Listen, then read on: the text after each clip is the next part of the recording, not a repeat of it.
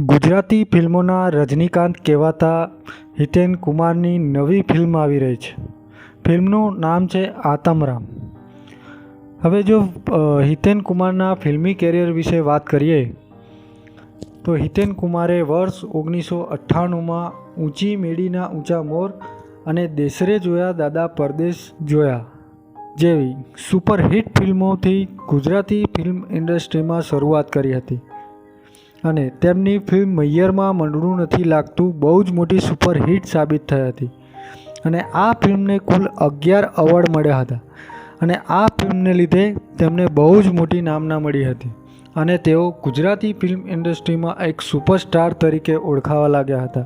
હિતેન કુમાર દ્વારા હાલમાં જ તેમના જન્મદિવસ એટલે 30 જૂનના રોજ આતમરામ ફિલ્મનું ફર્સ્ટ લુક બહાર પાડવામાં આવ્યું છે.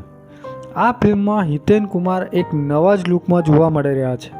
લાંબા વાળ, સ્ટાઇલિશ દાઢી અને સાધુ જેવા લુકમાં જોવા મળી રહ્યા છે. 27 જૂનના રોજ હિતેન કુમારે તેમના ચાહકો માટે એક ખાસ સંદેશ ફેસબુકના માધ્યમથી આપવામાં આવ્યો છે. ચાલો તે આપણે બધા સાંભળીએ. હલો, નમસ્કાર. 30મી જૂને શું છે?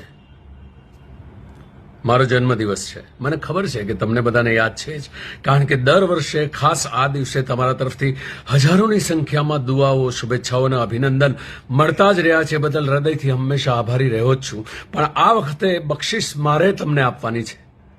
નક્કી કર્યું છે કે 30મી જૂને આ વખતના મારા જન્મદિવસે તમારા માટે મારી આવનારી નવી ફિલ્મનો નવો જ અવતાર બક્ષિસ તરીકે લઈને આવું છું અને ખાતરી છે મારા આ નવા અવતારને તમારા તરફની આટલી જ મોટી સંખ્યામાં દુઆઓ મળશે જ, જે દુઆઓ તમે હંમેશા આ સ્પેશિયલ. મિત્રો, આ ફિલ્મ વિશે વધુ માહિતી તો ફિલ્મનું ટ્રેલર આવશે ત્યારે જ ખબર પડશે, પરંતુ હિતેન કુમાર જેવા એક્ટર જેમને વર્ષ જેવી સુપરહિટ ફિલ્મ કરી છે અને તે વર્ષ ફિલ્મની કોપી બોલિવૂડ દ્વારા શૈતાન ફિલ્મ તરીકે કરવામાં આવી છે અને એ શૈતાન ફિલ્મમાં અજય દેવગન જેવા સુપરસ્ટાર દ્વારા એક્ટિંગ કરવામાં આવી છે, જે આપણા માટે ગર્વની વાત છે.